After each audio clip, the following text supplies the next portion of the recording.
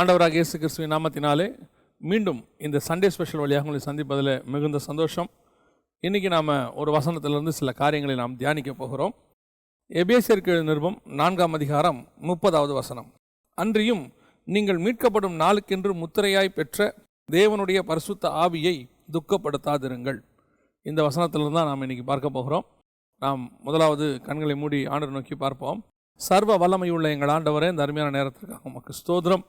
நாங்கள் கூடி வந்து ஒவ்வொரு முறை உம்மை ஆராதிக்கும் போதும், உடைய வார்த்தைக்காக காத்திருக்கும் போதும், எடுபடாத நல்ல பங்கை தெரிந்து கொள்ள உட்கார்ந்திருக்கும் போதும் தேவனாகிய கர்த்தர் எங்களோடு கூட இடைப்படுகிறீரப்பா. உடைய வசனத்தை அனுப்புகிறீர், வசனத்தினால் இடைகட்டுகிறீர், வசனத்தினால் எங்களை இருதயத்துக்குள்ளே ஊடுருவுகிறீர், எங்கள் எதிர்காலத்திற்கு தேவையான காரியங்களை உங்களுடைய வசனத்தின் மூலமாக உண்டாக்கி கொடுக்கிறீர் ஆண்டவரே.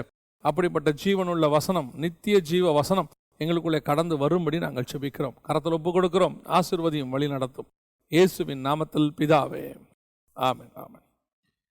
இந்த நாளில் நாம் எபேசியர் 4:30 தான் பார்க்க போகிறோம். பரிசுத்த ஆவியை துக்கப்படுத்தாதிருங்கள் அப்படின்னு இருக்கு. இந்த வசனங்களை நாம் கொடுப்பதற்கு சில நேரங்களில் கர்த்தர் குறிப்பிட்ட சில காரியங்களை நமக்கு உணர்த்துவார். காலை வேளையில் காத்திருக்கும் போது சில நாட்களிலே சில வசனங்கள், அதாவது சில குறிப்பிட்ட காரியங்களை ஆண்டவர் உணர்த்துவார், பரிசுத்த ஆவியானவர். அதைத்தான் நாம் ஒரு செய்தியாக பகிர்ந்து கொள்கிறோம். அப்போ இந்த குறிப்பிட்ட காரியம், பரிசுத்த ஆவியை துக்கப்படுத்தாதிருங்கள், அதிலும் தேவனை துக்கப்படுத்தக்கூடாது அப்படிங்கிறதான ஒரு உணர்வு ஒன்று கொடுக்கப்பட்டது. அதை தான் தியானிக்கும் பொழுது சில காரியங்களை கர்த்தர் நம்மோடு கூட இன்னைக்கு இடைப்பட போகிறார். எபேசியர் 4:30 சொல்லுது, பரிசுத்த ஆவியை துக்கப்படுத்தாதிருங்கள் அப்படின்னு இருக்கு. தேவனுடைய பரிசுத்த ஆவியை துக்கப்படுத்தாதிருங்கள். பரிசுத்த ஆவியை துக்கப்படுத்துதல்னா என்ன? முதல்ல எப்படி நம்ம துக்கப்படுத்துகிறோம்? அதாவது பழைய ஏற்பாட்டு பரிசுத்தவான்களுக்கு கிடைக்காத ஒரு ஸ்லாக்கியம். இன்னும் சொல்ல போனால் பழைய ஏற்பாட்டில் பரிசுத்த ஆவியானவர் இருக்கிறார், இல்லைன்னு சொல்லலை, அவர் தான் நடத்தி கொண்டு வருகிறார். தேவ ஆவியை பெற்ற மனுஷர்கள் இருந்தார்கள். ஆனால் மாம்சமான யாவர் மேலும் ஊற்றப்பட்டார்னா இல்லை. குறிப்பிட்ட ஒரு சிலருக்கு தான் அந்த ஆவியானவர் அப்பொழுது அருளப்பட்டார். உதாரணமாக சிம்சோன் மேல் கர்த்தருடைய ஆவியானவர் இறங்கினார்னு இருக்கு. தேவ ஆவியை பெற்ற மனுஷன்னு தானியேலை குறித்து சொல்லப்பட்டிருக்கிறது. ஆவியானவர் என்னை ஆவிக்குள்ளாக்கி என்னை கொண்டு போனார்னு எசேக்கியேல் சொல்கிறாரு. இந்த மாதிரி ஒரு சிலருக்கு தான் அப்படி கொடுக்கப்பட்டது. ஆனால் புதிய ஏற்பாட்டில் அப்படி அல்ல. மாம்சமான யாவர் மேலும் என் ஆவியை ஊற்றுவேன்னு சொல்லி இயேசு கிறிஸ்துவானவர் அந்த பரிசுத்தாவி நமக்கு வருவதற்கு ஒரு வழிவகை செய்தார். உதாரணமாக பழைய ஏற்பாட்டில் எல்லார் மேலேயும் ஊற்றப்படுவதற்கு பரிசுத்தாவியானவர் உள்ளே நுழைவதற்கு வழி இல்லாமல் இருந்தது. இப்போ இயேசு கிறிஸ்துவானவர் மரித்து அவருடைய ரத்தத்தால் நம்முடைய பாவங்களை கழுவினபடியினாலே பரிசுத்தாவியானவர் நம்ம மேல் இறங்குவதற்கு வாய்ப்பு இருக்கிறது. இப்போது ஆதியாகமம் 1ஆம் அதிகாரம் 1-2 வசனத்தில் பார்த்தீங்கன்னா, ஜலத்தின் மேல் ஆவியானவர் அசைவாடி கொண்டிருந்தார் அப்படின்னு இருக்கு.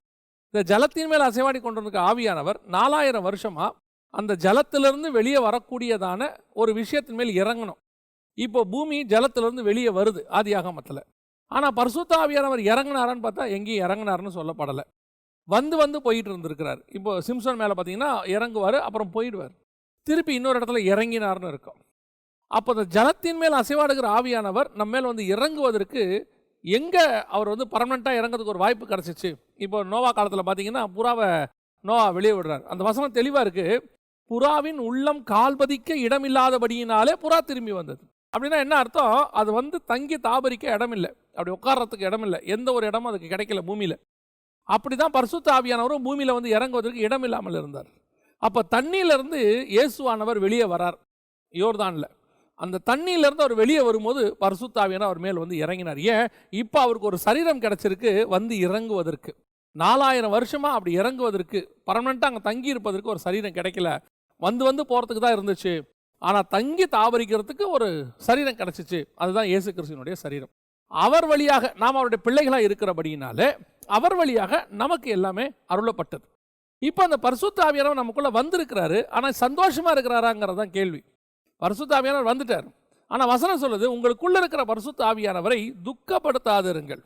இன்னைக்கு பரிசுத்த ஆவியானவர் இல்லை, அது ஒரு ஆள் தத்துவமே கிடையாது, அது சும்மா ஒரு பவர் அப்படின்னு சொல்கிறவங்களும் இருக்கிறாங்க. பரிசுத்த ஆவியானவர் உண்டு. ஆவியானவர்னே உணர்த்தப்பட்ட வசனங்கள் உண்டு. அவர் நமக்குள்ளே இறங்கி வாசம் பண்ணுகிறார்னே வசனம் சொல்லுது. சத்திய ஆவியாகி அவர் உங்களிடத்துல வரும்போது அப்படின்னே இயேசு கிறிஸ்துவானவர் யோவான் 16 சொல்கிறார். ஸோ அவர் வாசம் பண்ணுகிறார் அப்படின்னு நமக்கு சொல்லப்பட்டிருக்கு. இன்னும் சொல்ல போனால் வெளிப்படுத்தின விசேஷத்தில் ஆவியானவர் சபைகளுக்கு சொல்லுகிறதை காது உள்ளவன் கேட்க கடவன் வசனம் சொல்லுது. ஸோ இந்த ஆவியானவர் தான் இந்த இடைப்பட்ட காலம் இயேசு திரும்பி வருகிற வரைக்கும் சபையை நடத்துகிறவராக இருக்கிறார். ஒவ்வொரு காலகட்டத்திலும் ஒவ்வொருத்தரும் நடத்துவாங்க. இப்போ பரிசுத்த ஆவியானவர் நடத்துகிறார். ஆனால் பரிசுத்த ஆவியானவர் நம்ம கூட இருக்கிறாரு. அவர் சந்தோஷமாக இருக்கிறாரா, துக்கமாக இருக்கிறாரா? இதுதான் கேள்வி. பாருங்க, நம்ம கூட இருக்கிறவங்க எப்படி இருக்கிறாங்கன்றதான கேள்வி. இப்போ திருமணமாகி விட்டது, கணவனும் மனைவியும் இருக்கிறாங்க, எப்படி இருக்கிறாங்கன்றதான் முக்கியம். சிலர்லாம் பார்த்தீங்கன்னு சொன்னால் 20 வருஷம் 25 வருஷம் 30 வருஷம் வாழ்க்கை ஓட்டியிருப்பாங்க. ஆனால் உட்காந்து அவங்களோட தனிப்பட்ட முறையில் பேசி பாருங்க, ஏதோ இருக்கும், வாழ்க்கையை ஓட்டிக்கிட்டு இருக்கோம், ஒன்றும் பிரச்சனை இல்லாமல் போயிட்டு இருக்குது. ஏன் ஒரு சமுதாயத்துக்காக பிரிஞ்சு போனால் இந்த கேவலமாக இருக்குமே. நான் சொல்கிறதுலாம் ஒரு 20 வருஷத்துக்கு முன்னாடி. இப்போல்லாம் அப்படி இல்லை. இப்போ பிரிஞ்சு போகிறதுங்கிறது ஒரு ஃபேஷன் அப்படி ஆகிப்போச்சுன்னு வச்சுக்கோங்களேன். அந்த காலத்திலலாம் பிரிஞ்சு போகிறது ஒரு அவமானமாக கருதப்பட்டது.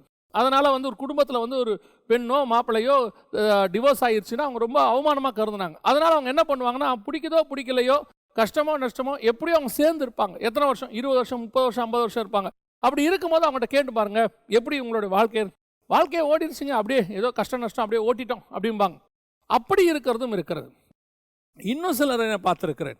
அவர்களுக்கு பார்த்தீங்கன்னா 50 வயசு 60 வயசு இருக்கும். ஒரு சிலர்லாம் பார்த்துருக்கிறேன். ஒரு வயதானவரை நான் பார்த்தேன். அவர் அந்த பாட்டிமாவை தன்னுடைய மனைவியை, அவங்களுக்கு ஒரு 60 வயசு இருக்கும், அவருக்கு ஒரு 65 வயசு இருக்கும். அந்த கரத்தை பிடிச்சு அவர் கிராஸ் பண்ணி கூட்டிகிட்டு போய் ஒரு இடத்துல உட்கார வச்சு அவங்கள பராமரித்த அந்த விஷயத்தை நான் பார்த்தபோது ஆச்சரியமாக இருந்தது. அப்போது அவங்களுடைய அந்யோன்யம், சந்தோஷமாய் வாழ்கிற வாழ்க்கையும் இருக்குது. இப்போ பரிசுத்த ஆவியானவர் அப்படித்தான் உங்களுக்குள்ளேயும் எனக்குள்ளேயும் துக்கத்தோடு கூட வாசம் பண்ணி கொண்டிருக்கிறாரா, அல்லது சந்தோஷமாய் வாசம் பண்ணுகிறாரா? அதுதான் கேள்வி. பரிசுத்த ஆவியானவர் இருக்கிறார், இல்லைங்கிற பேச்சே கிடையாது. இயேசு கிறிஸ்து வருகிற வரைக்கும் பரிசுத்த ஆவியானவர் நம்ம சபைக்குள்ளே இருப்பார், நடத்துவார். அவர் எப்படி நடத்துறாருங்கிறதா கேள்வி. இங்கே வசனம் சொல்லுது, உங்களுக்குள்ள இருக்கிற பரிசுத்த ஆவியை துக்கப்படுத்தாதிருங்கள் அப்படின்னு இருக்கு. அப்போ பரிசுத்த ஆவியை துக்கப்படுத்துறதுனா என்ன அப்படின்னு கேட்டிங்கன்னா, 2 விஷயம் அங்கேயே சொல்லப்படுது. மேலே ஒரு விஷயம் இருக்குது, கீழே ஒரு விஷயம் இருக்குது. 29ஆம் வசனம் 31ஆம் வசனம், இந்த ரெண்டுத்துக்கு நடுவில் தான் இந்த வசனம் வருது. 29ஆம் வசனம் சொல்லுது, கெட்ட வார்த்தை ஒன்றும் உங்கள் வாயிலிருந்து புறப்பட வேண்டாம். இதை கேட்ட உடனே நமக்கு அப்பா பரிசுத்த ஆவியானவர் நமக்குள்ள சந்தோஷமாக தான்ப்பா இருக்கிறாரு. என் வாயிலிருந்து ஒரு கெட்ட வார்த்தையும் வந்ததில்லை அப்படின்றாங்க.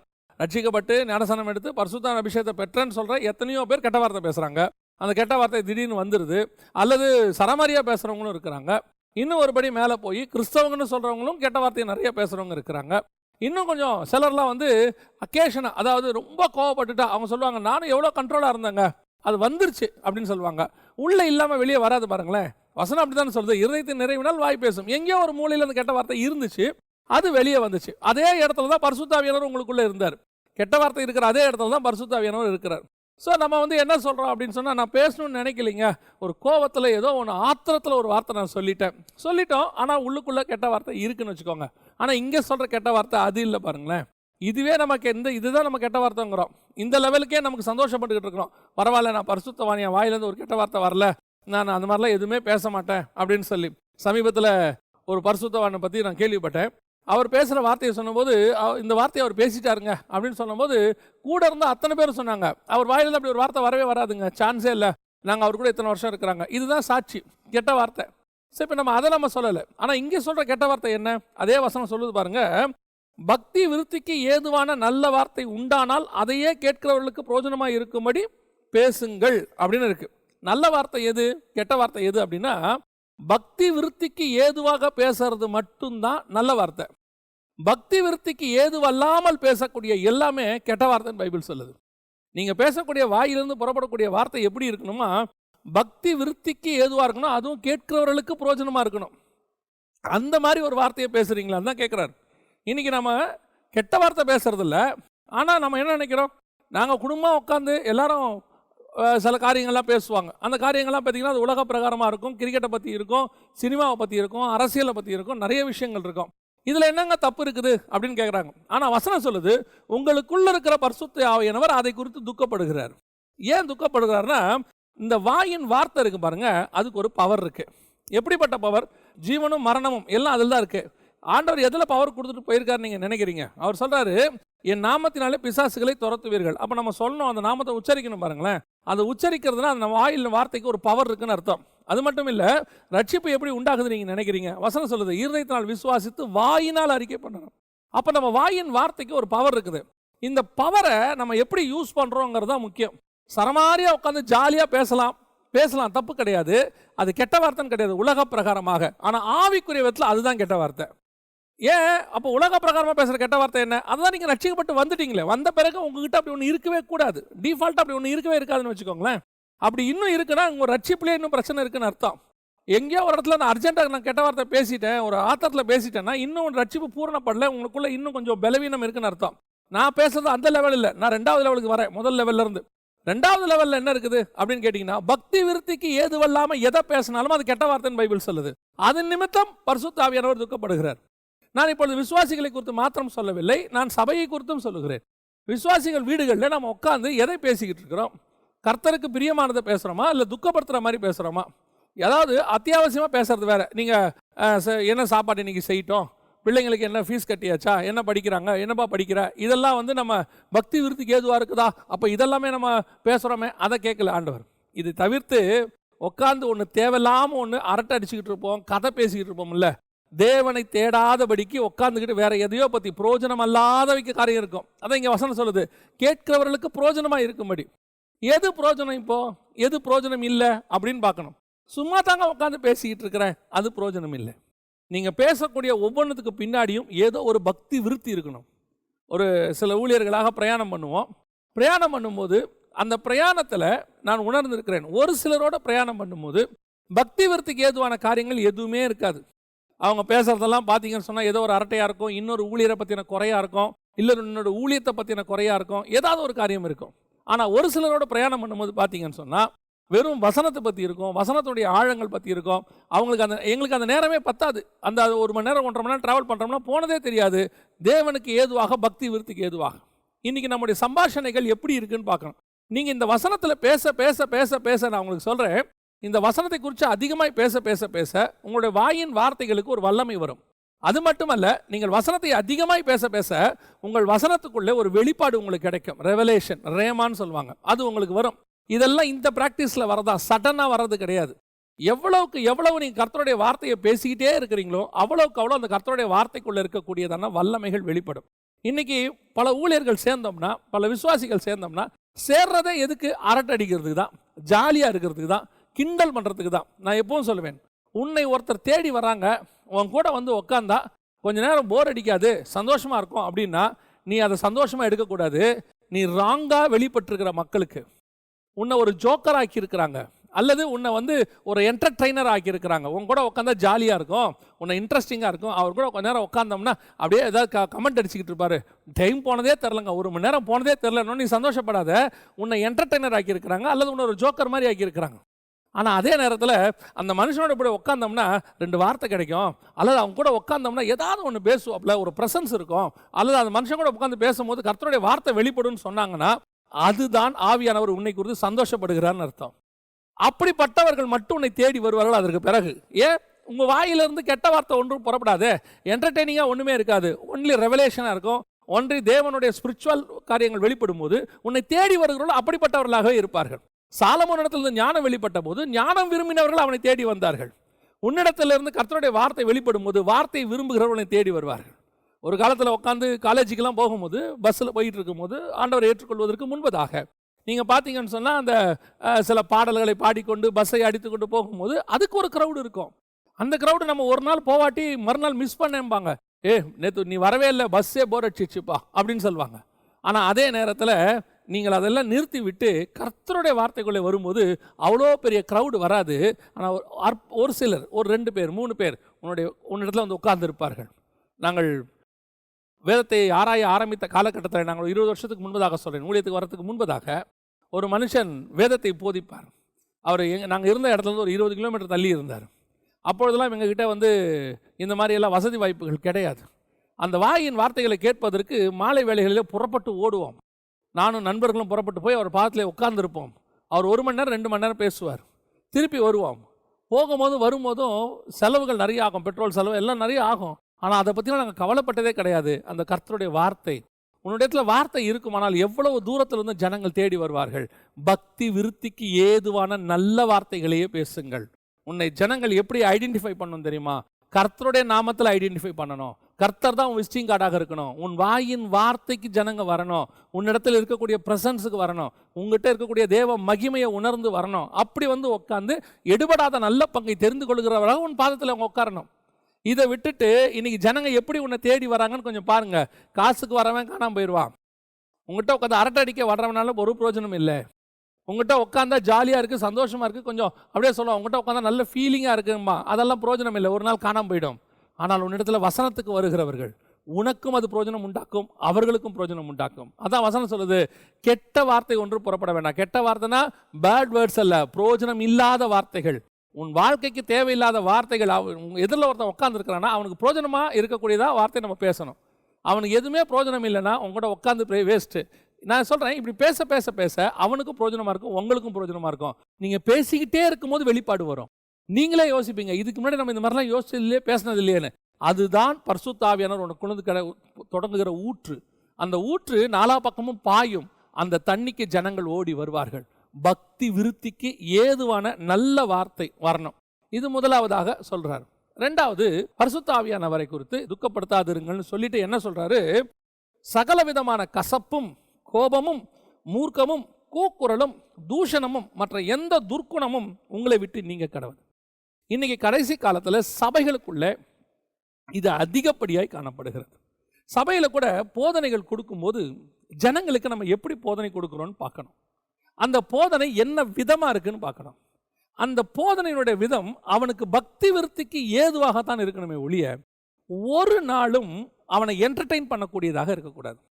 ஊழியத்தின் ஆரம்பத்தில் ஒரு சில ஊழியர்களை நான் பின்பற்றினேன். அவர்களை நான் ஆரம்பத்தில் பார்த்துருக்கிறேன், 30 வருஷத்துக்கு கிட்ட பார்த்துருக்கிறேன். அவங்களுடைய வே ஆஃப் ப்ரெசன்டேஷன் அப்படிம்பாங்க மினிஸ்ட்ரியில், வே ஆஃப் ப்ரெசன்டேஷன். அவங்க பார்த்தீங்கன்னு சொன்னால் அந்த ப்ரெசன்டேஷன் ரொம்ப நல்லாயிருக்கும். அது எப்படி அப்படின்னு கேட்டிங்கன்னா, வசனம் கொஞ்சம் இருக்கும், கூட ஒரு சின்ன கதை இருக்கும், அப்படியே ஒரு சின்ன ஜோக்ஸ் இருக்கும். இதெல்லாம் சேர்ந்து அப்படி பேக்கேஜாக அவங்க கொண்டு வரும்போது ஒரு என்டர்டெயின் அப்படி உட்காந்துருப்பாங்க. ஆனால் இது எனக்கு அப்பொழுது சரி என்று பட்டது. என்னுடைய ஊழியங்களிலும் அப்படித்தான் வெளிப்பட்டது. ஆனால் போக போக போக போக பரிசுத்த ஆவியானவர் அப்போஸ்தலர் நடபடிகளை படித்துக்கொண்டே வரும்போது சில காரியங்களை உணர்த்த தொடங்கினார். அதாவது வசனம் ஆவியானவர் அங்கே கொடுக்கிறது. நடுவில் நீங்கள் யூஸ் பண்ணக்கூடிய ஜோக்ஸு, கொண்டு வரக்கூடியதான உங்கள் சம்பந்தப்பட்டதெல்லாம் மாம்சம் கொடுக்கக்கூடியது. ஆவியும் மாம்சமும் சேர்ந்து அங்கே வராது. அப்போ என்ன ஆகுதுன்னு பார்த்தீங்கன்னு சொன்னால், பரிசுத்த ஆவியானவருடைய 100% கண்ட்ரோலுக்கு கீழே மெசேஜ் இல்லை. அந்த இடத்துல கூட கொஞ்சம் என்ன வருது, உங்கள் மாம்சமும் கலக்குது. நம்ம என்ன பண்ணுறோம்னா, க்ரௌடை நம்ம என்டர்டெயினாக வச்சுக்க விரும்புகிறோம், அல்லது க்ரௌடை நம்ம பக்கம் திருப்ப விரும்புகிறோம், அல்லது க்ரௌட் நம்ம சொல்கிறத கேட்க வைக்கிறதுக்காக நம்ம என்ன பண்ணுறோம், நடுவில் கொஞ்சம் காரியங்களே அவங்கள ஐஸ் பிரேக்கிங் அப்படின்னு சொல்லுவாங்க, ஐஸ் பிரேக் அப்படின்னு சொல்லுவாங்க. அவங்கள அப்படியே நம்ம பக்கம் என்டர்டெயின் பண்ணுறதுக்கு சில காரியங்கள்லாம் சொல்லி சொல்லி கொண்டாடுவோம். இது ஒரு ஒரு காலகட்டத்தில் சரி, ஒரு காலகட்டத்தில் இது சரியாகத்தான் இருந்தது என்னை பொறுத்த வரைக்கும். ஆனால் அதற்கு பிறகு ஆவியானவர் உணர்த்தினார், ஆவியானவர் பேசுகிறதுக்கும் நீ பேசுறதுக்கும் டிஃப்ரென்ஸ் இருக்கு. கொஞ்சம் தான் ஆவியானவர் பேசினார்.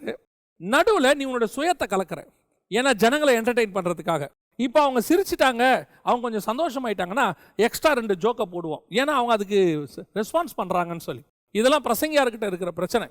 ஸோ அப்போ அவங்க தூக்கி போடும்போது உடனே அவங்க இன்னும் ஜாலியாகி என்டர்டெயின். நீங்கள் கடைசியாக முடிச்சுட்டு போகும்போது கேளுங்களேன், முடிச்சுட்டு போகும்போது எப்படி இருந்துச்சு மெசேஜ் அப்படின்னா, ஐயோ அவர் பயங்கர ஜோக்காக பேசுகிறாருங்க. அவர் ஒரு ஜோக் சொன்னார் பாருங்க. நான் ஒரு 20-15 வருஷத்துக்கு முன்னாடி பேசின போது ஒருத்தர் சமீபத்தில் மீட் பண்ணேன். அவர் சொன்னார், அதில் ஒரு ஜோக் சொன்னீங்க பாருங்க, அது இன்னும் என்னால் மறக்க முடியாதுன்னாரு. நான் நினச்சேன் என்னுடைய மெசேஜ் அது ஃபெயிலியர். ஜோக்கு ஞாபகத்தில் இருக்கக்கூடாது, ஆவியானவர் என்னை உணர்த்தினாரு, என்னை குத்தினாரு, அன்னைக்கு நான் மனம் திரும்பினேன், அதிக இருதயத்துக்குள்ள இன்னைய வரைக்கும் மாற்றத்தை உண்டாக்கி இருக்குன்னு அவர் சொல்லி இருந்தாருன்னா அந்த மெசேஜ் சக்சஸ். இதுதான் பரிசுத்த ஆவியை பக்தி விருத்திக்கு எதுவாக பேசுறது. நம்ம பல நேரங்களில் இந்த மாம்சத்தை கலந்துடுறோம் உள்ள, ஜனங்களை திருப்திப்படுத்துறதுக்காக, ஜனங்களை அட்டென்ஷனில் கொண்டு வரதுக்காக, க்ரௌடை நம்ம என்டர்டெயினாக வச்சுக்கிறதுக்காக நம்ம செய்கிறோம். ஒரு பீரியடில் ஆண்டவர் சொன்னார், இதை செய்யாத, இதை செய்யவே செய்யாத, இதை செஞ்சின்னா உன் மாம்சமும் என் ஆவியும் போராட ஆரம்பிக்குது. ஆவி போயிட்டே இருக்கும்போது நடுவில் மாம்சம் வந்துடுது. ஜனங்க, நீ நினைக்கிற ஜனங்க அட்டென்டிவாக இருக்காங்கன்னு, ஜனங்க ஏன் அட்டென்ஷன்லேருந்து உன் அட்டென்ஷனுக்கு போயிட்டாங்க. இது ரொம்ப யோசித்து நம்ம செய்ய வேண்டிய ஒரு விஷயம். நான் சொல்கிறேன், நீங்கள் பேசிக்கொண்டே இருங்க, பரிசுத்த ஆவியில் நிரம்பி பேசிக்கிட்டே இருங்க. நீங்கள் எந்த ஜோக்கும் சொல்லவே வேண்டாம், நீங்கள் எந்த விதமான கதை கூட சொல்ல வேண்டாம். ஆனால் உன்னை நோக்கி க்ரௌட் 100% அட்டென்ஷன்லேயே உட்கார்ந்துருக்கும். அந்த அட்டென்ஷனை கொண்டு வந்தது நீங்கள் அல்ல, உங்கள் வாயின் வார்த்தையின் மூலமாய் பரிசுத்த ஆவியானவர். உன் பக்கம் அப்படியே 100% உட்கார வச்சிருப்பாரு. அவங்க இந்த பக்கம் அந்த பக்கம் திரும்பவே மாட்டாங்க. அப்படித்தான் இயேசுவானவர் உட்கார வச்சார். 3 நாள் உட்கார வச்சிருக்கிறார் பாருங்களேன் ஒரு க்ரௌடை. காலையிலேருந்து சாயங்காலம் வரைக்கும் உட்கார வைக்கிறார் பாருங்களேன் ஒரு க்ரௌடை. அவர் ஒரு அற்புதத்தையும் செய்யலை, அடையாளத்தையும் செய்யலை. நீங்கள் யோசிச்சு பாருங்கள், அந்த மலை பிரசங்கத்தில் என்ன அற்புத அடையாளம் நடந்துச்சு? ஒன்றுமே கிடையாது. ஆனால் ஜனங்க அட்டன்டிவாக உட்காந்துருக்கான் பாருங்க. சாப்பாடு தண்ணி இல்லாமல் ஒருத்தன் உட்காந்து கேட்குறான்னா அப்போ அந்த வேர்டு எப்படி இருந்திருக்கும் பாருங்களேன். அப்படி நீ பரிசுத்த ஆவியில் நிரம்பி பேசும்போது, பரிசுத்த ஆவியானவர் உனக்குள்ளிருந்து பேசும்போது, உன் மாம்சம் கலக்காம 100% வாயின் வார்த்தைகள் புறப்பட்டு வரும்போது அது ஜனங்களுடைய இருதயத்துக்குள்ளே நேரடியாய் போகும். அதுதான் பக்தி விருத்திக்கு ஏதுவான வார்த்தை. இதோட கூட எப்போ நீங்கள் உங்கள் மாம்சத்தை கலக்குறீங்களோ அது கெட்ட வார்த்தை. அந்த இப்போ நீங்கள் பாருங்கள், சிலருடைய ஃபுட்டுக்கும் நம்ம ஃபுட்டுக்கும் டிஃப்ரென்ஸ் இருக்குது. பிரிட்டிஷர்ஸோட ஃபுட்டை பாருங்கள், அப்படியே பொட்டேட்டோவை மேஷாக அப்படியே வச்சு அப்படியே சாப்பிடுவாங்க. அதோடு கூட நம்ம என்ன பண்ணுவோம், சில மசாலாவை கலப்போம், போட்டு அப்படி வாசனை கேசனை போட்டு, ஏன்னா அப்போ தாங்க டேஸ்ட்டாக இருக்கும் அப்படின்னு சொல்லி இந்தியன்ஸ்க்கு ஏற்ற மாதிரி மாற்றுறோம் இல்லையா? இந்த நம்ம அந்தந்த ஏற்ற மாதிரி, கிரேக்கனுக்கு ஏற்ற மாதிரி, யூதனுக்கு ஏற்ற மாதிரி இப்படிலாம் மாற்றுறோம்ல. ஆனால் பரிசுத்த ஆவியானவர் வரும்போது அந்த வார்த்தை அவங்களுக்கு ஏற்ற மாதிரி அவர் மாற்றுவார். நீங்கள் மாற்ற வேண்டாம், அவரே மாற்றுவார். அந்த வார்த்தை அவங்களுக்கு ஏற்ற மாதிரி போகும். உட்காந்துருக்கணும் 50 பேர்னா 50 பேருக்கும் அந்த வார்த்தை 50 விதமாய் போகும். 5000 பேர்னா 5000 பேருக்கும் 5000 விதமாய் போகும். அதை செய்ய பரிசுத்த ஆவியானவர் வல்லமை உள்ளவராக இருக்கிறார். அந்த க்ரௌடு மொத்தத்தையும் நீங்கள் ஆதாயம் பண்ணணும்னா, கர்த்தருக்குள்ளே கொண்டு வரணும்னா, முதல்ல நீங்கள் கர்த்தருக்குள்ளே இருந்து பேசணும். 100% கர்த்தருக்குள்ளே இருந்தீங்கன்னா 100% க்ரௌட் ஆவியானவருடைய கண்ட்ரோலில் இருக்கும். உன் வாயின் வார்த்தைகள் ஒன்றும் கெட்ட வார்த்தையாக இருக்காது. அத்தனையும் பக்தி விருத்திக்கு, கேட்கிறவர்களுக்கு பிரயோஜனமாக இருக்கக்கூடிய பக்தி விருத்திக்கு ஏதுவான வார்த்தையாக இருக்கும். அதை தான் பரிசுத்த ஆவியானவர் சொல்கிறார். இப்போ ரெண்டாவது அங்கே என்ன சொல்கிறாரு? கசப்பும் கலகமும் தூஷணம். இன்றைக்கி கடைசி காலத்தில் சபைகள் பல நேரங்களில் அது சொல்கிறதுக்கு மனசு கஷ்டமாக தான் இருக்குது. ஆனாலும் ஆவிக்குரிய சபைகளை இன்றைக்கி உடைக்கக்கூடிய நிலைமை ஏற்பட்டிருக்கிறது.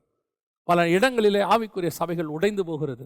உடைஞ்சு போகிறது கூட பிரச்சனை இல்லை. அதாவது சிதறி போனவர்கள் எங்கும் சுவிசேஷத்தை பிரசங்கித்தார்கள்னு இருக்க. அப்படி உடஞ்சி சபை பலுகி பெருகி வந்தால் கூட பரவாயில்லை, அது கூட பிரச்சனை இல்லை பாருங்களேன். ஆனால் அப்படி நடக்கும்போது அங்கே கலகம் உண்டாகுது.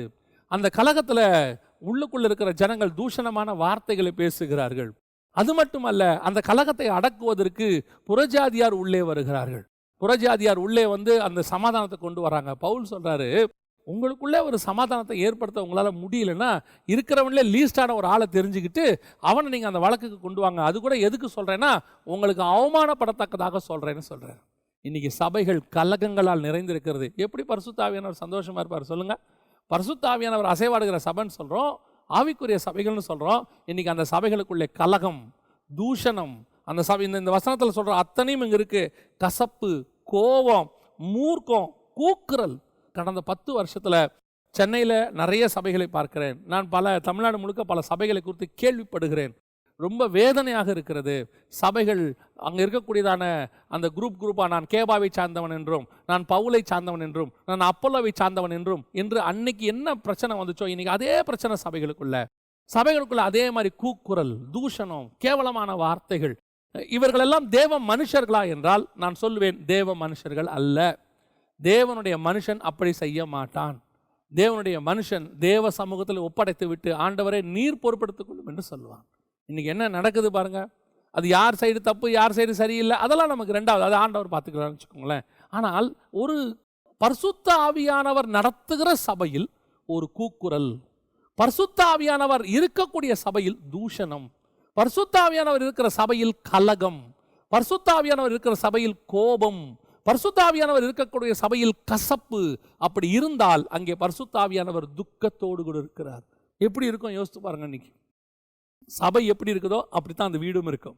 சபையினுடைய அபிஷேகம் அந்த சபையில் இருக்கக்கூடிய விசுவாசிகள் வீட்லையும் இருக்கும்.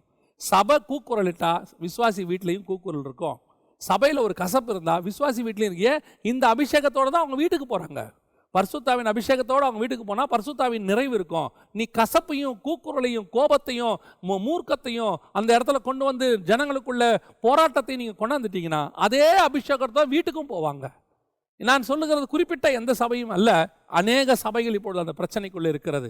பரிசுத்த ஆவியானவர் துக்கத்தோடு கூட இருக்கிறார். ஒரு காலத்தில் அந்த சபைகளிலே பரிசுத்த ஆவியானவர் அசைவாடி 1000 கணக்கான ஆத்துமாக்களை கொள்ளை பொருளாய் கொண்டு வந்த சபைகள்.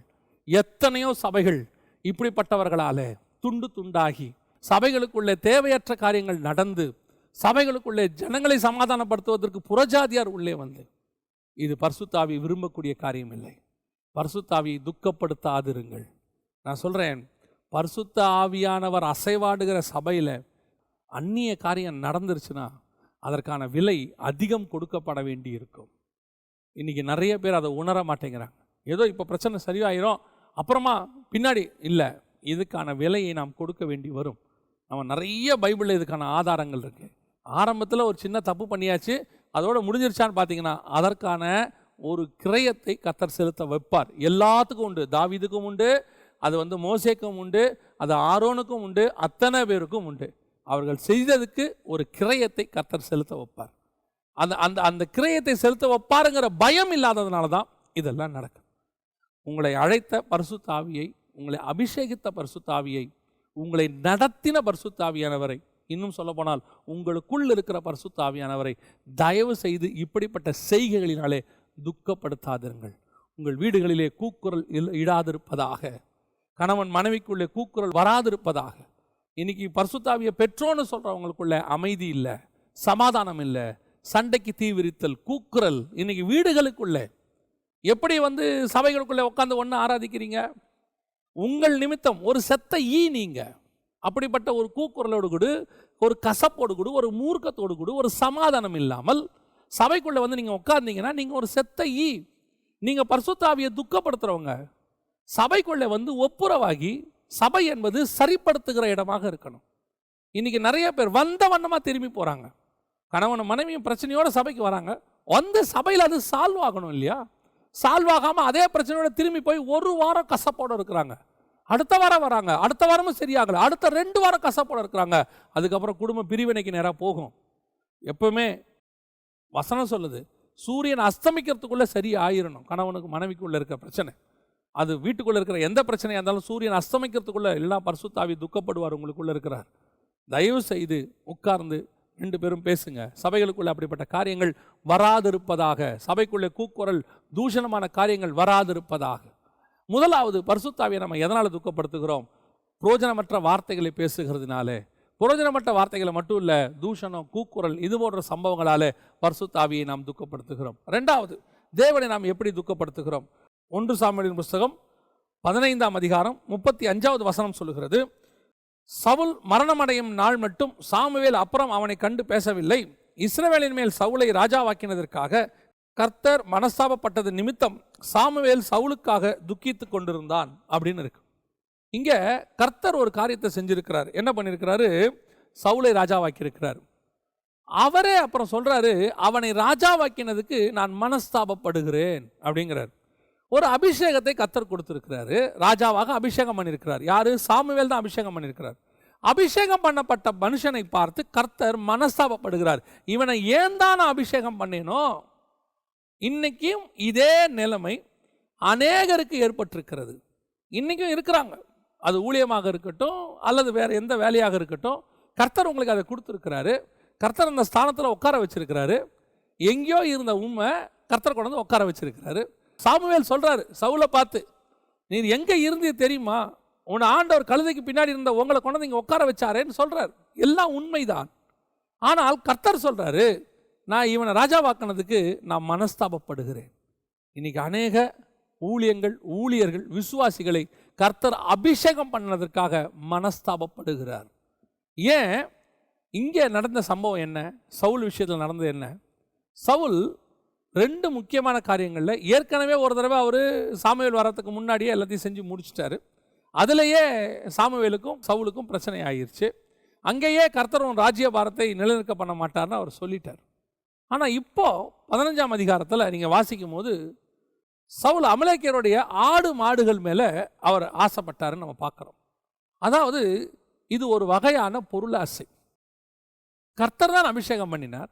ஒன்றும் இல்லாமல் ஒரு கழுதையை வச்சுக்கிட்டு வாழ்க்கையை ஓட்டிக்கிட்டு இருந்த ஒரு ஃபேமிலி, சரி பணக்கார வீடாகவே இருக்கட்டும், ஒரு பணக்கார ஃபேமிலி, ஏன்னா கழுதை வச்சுருந்தா அவங்க பணக்காரங்க அன்னைக்கு. அப்படி ஒரு ஃபேமிலியில் இருந்த ஒரு மனுஷனை கொண்டு வந்து கர்த்தர் ராஜாவாக மாற்றுறார். அப்படி ராஜாவாக்கின பிறகு ஒரு ஆடு மாடு மேலே பொருளாசை, இது ஒரு வகையான பொருளாசை. அதனால தான் இங்கே அவர் சொல்கிறாரு 22வது வசனத்தில் சாமுவேல் சொல்கிறாரு, அதற்கு சாமுவேல், கர்த்தருடைய சத்தத்திற்கு கீழ்ப்படுகிறதை பார்க்கிலும் சர்வாங்க தகன பலிகளும் கர்த்தருக்கு பிரியமாய் இருக்கிறோமோ, பலியை பார்க்கிலும் கீழ்ப்படிதலும் ஆட்டுக்கடக்களின் இனத்தை பார்க்கிலும் செவி கொடுத்தலும் உத்தமம். ரெண்டகம் பண்ணுதல் பில்லி சூனிய பாவத்திற்கும் முரட்டாட்டம் பண்ணுதல் அவபக்திக்கும் விக்கிரகாராதனைக்கும் சரியாய் இருக்கிறது. வசனம் பாருங்கள் எவ்வளோ தெளிவாக இருக்குது. இன்றைக்கி ஊழியத்துக்காரனுக்கோ இருக்கட்டும், விசுவாசியாக இருக்கட்டும், கர்த்தர் ஒன்று அபிஷேகம் பண்ணியிருக்கிறார். பரிசுத்த ஆவினாலையும் ஊழியத்துக்கு ஒன்று அபிஷேகம் பண்ணியிருக்கிறார். நீயும் ராஜாவாக ஆசாரனாக அபிஷேகம் பண்ணப்பட்ட மனுஷன். உன்னையும் கர்த்தர் ராஜாவாக அபிஷேகம் பண்ணியிருக்கிறார். நீ ராஜாவாக அபிஷேகம் பண்ணப்பட்டவன். இன்றைக்கி எத்தனை ஆடு மாடுகளை, கர்த்தருக்கு பிரியமில்லாத காரியங்களை நீ வைத்து கொண்டிருக்கிறாய். எத்தனை காரியங்கள் கர்த்தருக்கு அருவருப்பானது என்று சொல்லக்கூடியதை நீ வைத்துக்கிட்டு இருக்கிறாய். கர்த்தர் உலகத்தை வெறுக்க சொல்லியிருக்கிறார். ஆண்டவர் சொன்னார், சிலுவை எடுத்துக்கொண்டு என்னை பின்பற்றி வா, நித்திய ஜீவனை சுதந்திரிக்கணும். அதுதான். ஆனால் இன்றைக்கி நம்ம நித்திய ஜீவனுக்கு பின்னாடி, கர்த்தருக்கு பின்னாடி போயிட்டுருக்கிறோமா? இல்லை அந்த வாலிபன் ஒருத்தன் வந்து மிகுந்த பொருளாசை உடையவன, பொருள் இருக்கிறவனா இருந்தபடினால துக்கத்தோடு கூட திரும்பி போனான்னு இருக்குது. அந்த நிலையில் இருக்கிறோமா? இன்றைக்கி ஊழியக்காரங்களாக இருக்கட்டும், விசுவாசிகளுக்காக இருக்கட்டும், இந்த கடைசி காலத்தில் இந்த பொருளாசை, தற்பெருமை இதெல்லாம் ரொம்ப அதிகமாகிட்டே போகுது. அதிகமாக போயிட்டுருக்கு. அதாவது வாழ்க்கைக்கு பொருள் தேவை. பொருள் தேவை இல்லைன்னே கிடையாது. எந்த ஒரு விஷயம் அதுவாக இருக்கும் போது ஓகே, அது ஆசையாக மாறும்போது பிரச்சனை. சாப்பாடு வாழ்க்கைக்கு தேவை, அது பிரச்சனையே இல்லை. அது பெருந்திண்டியாய் மாறும்போது பாவமாக மாறுகிறது. பொருள் தப்பே கிடையாது, பொருள் தேவை. பொருள் ஆசை வரும்போது தான் பிரச்சனையாகுது. அப்படி தான் ஆண்டவர் சொல்றார், பொருள் ஆசை அப்படிங்கிறார். இன்றைக்கி வாழ்க்கைக்கு தேவையான, ஊழியத்துக்கு தேவையான காரியத்தை நீங்கள் வாங்கிக்கோங்க, ஒரு தப்பும் இல்லை. ஆனால் ஒரு சிலர் எல்லாம் அந்த ஒரு காரியத்தை ஆசைப்பட்டுட்டு அதை வாங்கியே ஆகணும், அது இருந்தால் தான் நான் செய்வேன், அது இல்லாட்டி நான் செய்ய மாட்டேன், அது இருந்தால் தான் நான் ஊழியம் பண்ணுவேன், இது இல்லாட்டி நான் ஊழியம் பண்ண மாட்டேன் அப்படின்னு சொல்லி நீங்கள் ஒரு முடிவெடுக்கிறீங்க பார்த்தீங்களா? அதுதான் பொருளாசையில் போய் நிற்கிறது. வீட்டுக்கு தேவையானதை வாங்கிறது தப்பு இல்லை. ஒரு சாப்பாட்டுக்கு தேவையான காரியம் இருக்குது, உன் வீட்டில் வந்தால் ஒரு உட்கார வைக்கிறதுக்கு சேர் தேவைப்படுது, அல்லது ஒரு சில காரியங்கள் இருக்குது, அதெல்லாம் தப்பு கிடையாது. ஆனால் அதே நேரத்தில் இந்த குவாலிட்டியில் இப்படித்தான் வாங்குவேன், ஏன்னா நான் ராஜாவுடைய பிள்ளை, நான் இயேசுவோடைய பிள்ளை, நான் இப்படித்தான் வாங்குவேன்னு சொல்லி அதிக லக்ஸுரி, அதான் எப்பவும் சொல்லுவேன், நீட்டாக ட்ரெஸ் பண்ணுங்கள், லக்ஸுரியாக பண்ணுறது தான் தப்பு. ஆண்டவர் உன்னை எளிமையாக இருக்க சொல்லியிருக்கிறார், ஏழ்மையாக இருக்க சொல்லவே இல்லை. தரித்திரமாக இருன்னு கர்த்தர் சொல்லவே இல்லை. நிறைய பேர் தப்பாக புரிஞ்சுக்கிறாங்க. தரித்திரமாக இரு, எல்லாத்தையும் விட்டுட்டு நீ போய் பிச்சை எடுன்னு கர்த்தர் சொல்லவே இல்லை. எளிமையாக இரு. ஆவியில் எளிமை உள்ளவர்கள் பாக்கியவான்கள். சிம்பிளிசிட்டி. ஆனால் இன்னைக்கு என்ன ஆகுது, நான் ராஜாவுடைய பிள்ளை, இயேசு ராஜாவுடைய பிள்ளை அப்படின்னு சொல்லி இந்த சிம்பிளிசிட்டியை, எளிமையை ஏழ்மையாக காட்டுறாங்க. நீ ஏன் இப்படி சாதாரணமாக இருக்கிற? நல்ல கிராண்டாக இரு. எளிமையாக இருக்கிறது தப்பே கிடையாது, எளிமையாக தான் நீ இருக்கணும். ஆனால் இந்த லக்ஸூரி உச்சத்துக்கு ஒன்று போகுது பார்த்தீங்களா, அதுதான் பிரச்சனையாகி மாறுகிறது. நெசசிட்டி வேறு, லக்ஸூரி வேறு. உனக்கு தேவைன்னு ஒன்று இருக்குது. இப்போ உதாரணமாக ஒரு மனுஷனுக்கு முட்டியில் ஒரு சின்ன பிரச்சனை வந்துருச்சு. வந்த உடனே டாக்டர் சொல்கிறாரு, ஒரு குறிப்பிட்ட ஷூ ஒன்று போடுங்கன்னு சொல்கிறார். அந்த ஷூவினுடைய விலை 10,000 ரூபாய். இப்போது வேறு வழி இல்லை, அந்த பிரச்சனைக்கு அந்த ஷூவை போட வேண்டியிருக்கு. 10,000 ரூபாய்க்கு அவர் ஷூ போடுறார். உடனே ஒரு சிலர் அவரே 10,000 ரூபாய்க்கு போடும்போது நான் ஏன் 10,000 ரூபாய்க்கு போடக்கூடாது, நான் 20,000 ரூபாய்க்கு போடுவேன். இஃப் யூ நீட், அதான் ரொம்ப முக்கியம். உனக்கு தேவை இருக்குமானால் எதை வேணாலும் செய்யலாம். ஊழியத்தின் தேவை இருக்குமானால் அதுக்கு நீங்கள் செலவு பண்ணுறது ஒரு தப்பும் இல்லை. ஆனால் சிலர் இப்படித்தான் இருக்கணும், அப்படியே நான் ஒரு கிராண்டாக ஆடிட்டோரியம் மாதிரி, நான் வந்து ஒரு சினிமா தியேட்டர் மாதிரி இல்லை. தேவனை கூடி ஆராதிப்பதற்கு நமக்கு ஒரு இடம் வேண்டும். அந்த இடம் டீசெண்டாக இருக்கணும். அந்த இடத்துல நமக்கு தேவையான ஒரு மைக்கு, ஒரு ஸ்பீக்கர் போதும். இல்லை உலகத்தில் இருக்கிற பெஸ்ட் ஸ்பீக்கர் ஏன் சர்ச்சில் தான் இருக்கணும், ஏன்னா அது நான் குவாலிட்டி மெயின்டைன் பண்ணுறேன். இல்லை, அங்கே தான் நீ மிஸ்டேக் பண்ணுற. தேவை என்னவோ அது ஓகே. லக்ஸுரி கர்த்தர் ஒரு நாளும் விரும்பவே இல்லை. இன்றைக்கி என்ன ஆகுது அப்படின்னு கேட்டிங்கன்னா, பொருளாசை உச்சத்துக்கு போயிட்டே இருக்குது, உச்சத்துக்கு போகுது. இந்த பொருளாசை எங்கே வருது? ஒரு சிலர் சொல்கிறாங்க, நான் கஷ்டப்பட்டேன் அதனால் கர்த்தர் எனக்கு திருப்பி தரார். கர்த்தர் தேவைக்கு தர்றது ஒன்றும் தப்பே இல்லை. ஆனால் கர்த்தர் எப்படி தராரு, அது கர்த்தர் கொடுக்குறதா முதல்ல, அதை நம்ம கொஞ்சம் ஆராய்ஞ்சு பார்க்க வேண்டாமா? இப்போது ஒரு நாள் கஷ்டப்பட்டேன் அதனால் கர்த்தர் எனக்கு திருப்பி தராருன்னா, பவுலுக்கு எப்படி திருப்பி தந்திருக்கணும், பேதுருக்கு எப்படி திருப்பி தந்திருக்கணும்? இல்லை நம்ம அவங்கள விட அதிக சாக்ரிஃபைஸ் பண்ணிட்டோமா? இல்லை அவங்க நம்மளை விட குறைவான ஊழியம் பண்ணிட்டாங்களா? நம்ம அவங்களோட அதிக ஊழியம் பண்ணிட்டோமா? அவர்களுக்கும் தேவை. இப்போ பாருங்கள், இயேசு கிறிஸ்து ஊழியம் பண்ணார். ஒரு பணக்கார வீட்டில் போய் சாப்பிட்றாரு, ஒரு சீமோன் வீட்டில் போய் சாப்பிட்றாரு.